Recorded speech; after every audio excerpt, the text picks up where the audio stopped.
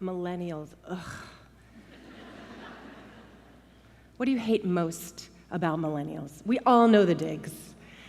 Lazy, disloyal, self-obsessed, and the big one, entitled. I'm not gonna argue with you about self-obsessed, but first, let me get a selfie. But I actually think that millennial women are game-changing rock star pioneers. I have dedicated my career to being their biggest cheerleader. I was editor-in-chief of 17. I launched 2 other teen magazines before that. I have watched this generation grow up and grow into their own power and potential. I am basically the Jane Goodall of millennials. I have watched them, I've observed them in their natural habitat since 1997. Still, I can understand how you'd be annoyed. It's not all about them. It's about you too. About a year ago, I was giving a speech at a millennial women's organization. And during the Q&A session at the end, a woman stood up in the back of the room. She was in her mid-40s, neatly dressed for a Saturday, hair perfectly coiffed, a little silk scarf tied at her neck. And she said, "It seems like millennials are all that anyone can talk about these days. How does someone like me, who is not a millennial and who is not at the beginning of her career, not get lost in the conversation?" It's a question that all of us has asked at some point in time, and probably not as nicely as that woman in Rhode Island. It can seem like millennials take up all the air in the room.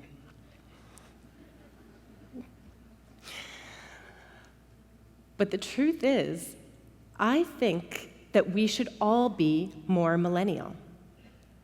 And actually, I think that you are more millennial than you think.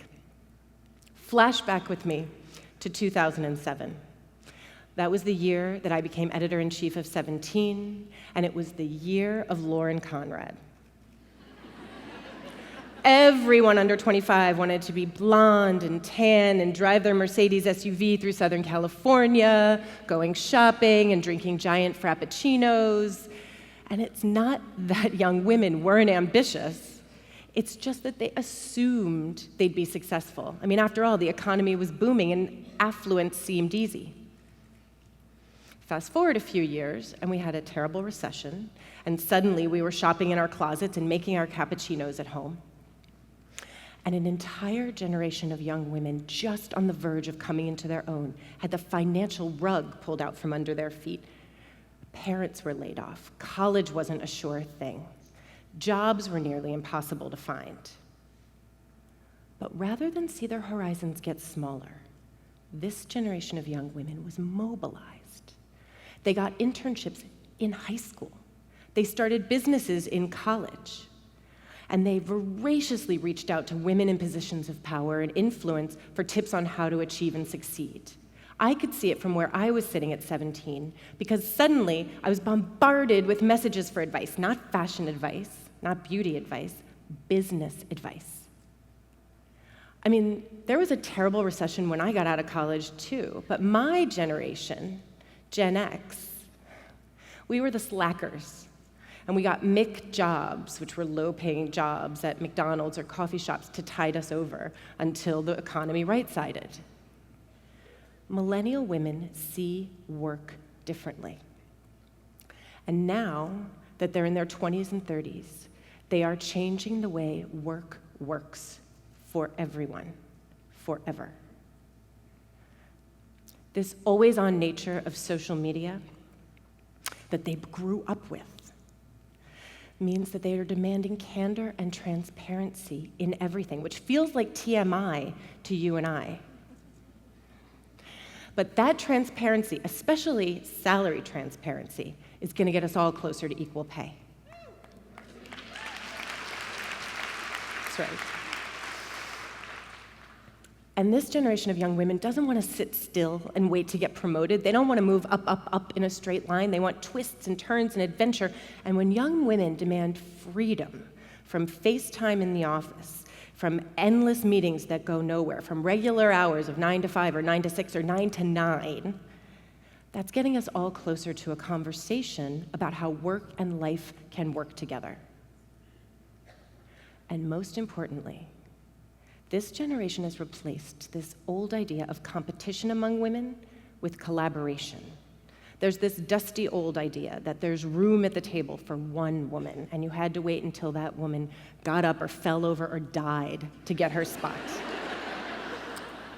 But now that there's more room at the table, millennial women are making room and bringing their friends along with them. They are devoted to helping each other achieve and succeed. This is their sisterhood. This is their squad. There is no doubt that work is changing for everyone, particularly for women, and millennials are leading the way. But I will tell you a secret. They're not that different than you. For the last couple of years, as I was researching my book about millennial women, I had a series of dinners at my apartment. Dinner is overstating it. It was fancy frozen pizza and many bottles of rosé. I don't cook. And I started every single dinner with the same question.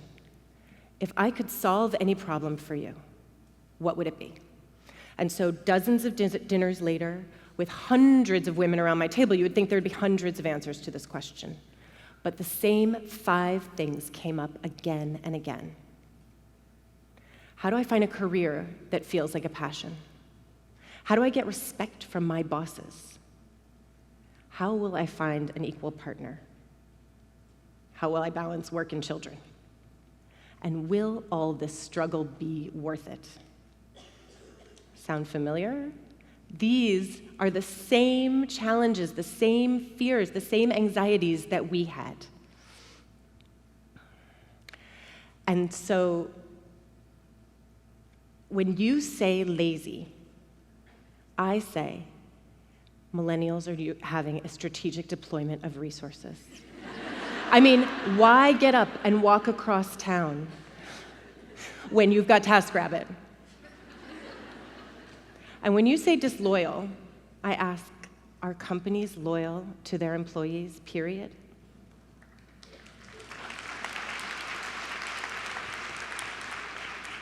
And when you say entitled, I say absolutely.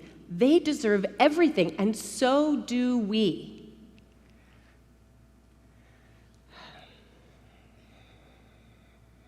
You don't have to like them or the changes that they are leading in our culture, in our work, in our lives. But if you do not embrace these changes, you could be left behind. But if we follow their lead, anything is possible.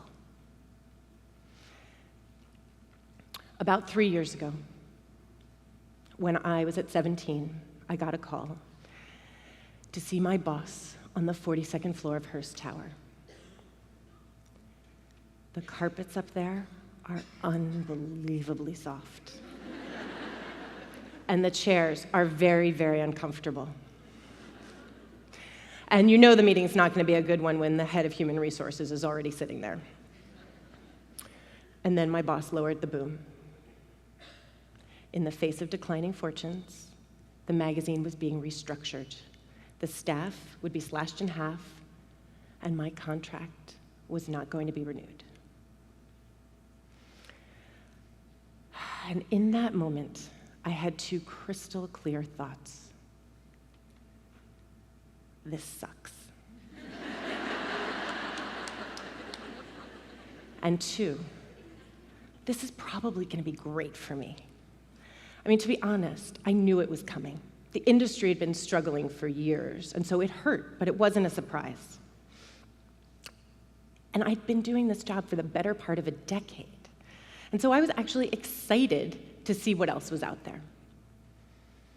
But then something weird happened.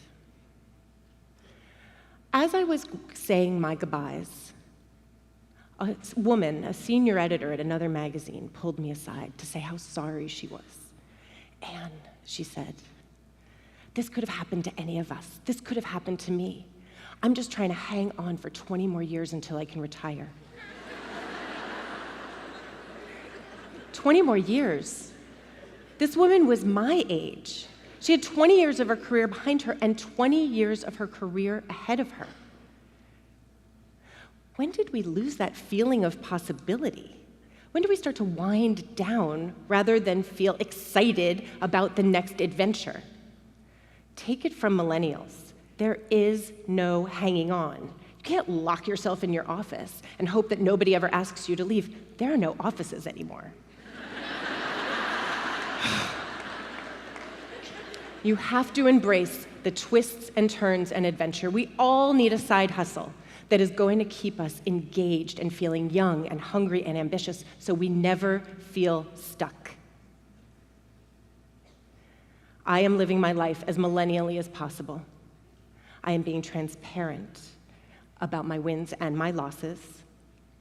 I am enjoying the freedom that comes with setting my own schedule rather than feeling terrified at the lack of a traditional corporate structure. And I am relying on my sisterhood, who have had my back at every single twist and turn. We are all being asked to reinvent ourselves for lives that are longer and more unpredictable than we ever expected. And it makes sense to take our cue from a generation that is reinventing how we all work and live. Millennials are leading the way for us to have lives that are richer and bigger and more meaningful than ever before. And that rich, big, meaningful life isn't just for them. It's ours for the taking. I will give you the advice that I gave to that woman that day in Providence. This moment of change is an opportunity for every woman, millennial or not, to make her life bigger, rather than making the force of change make you feel small. You have a choice to be the architect of change or to let change happen to you. Take the reins. Thank you.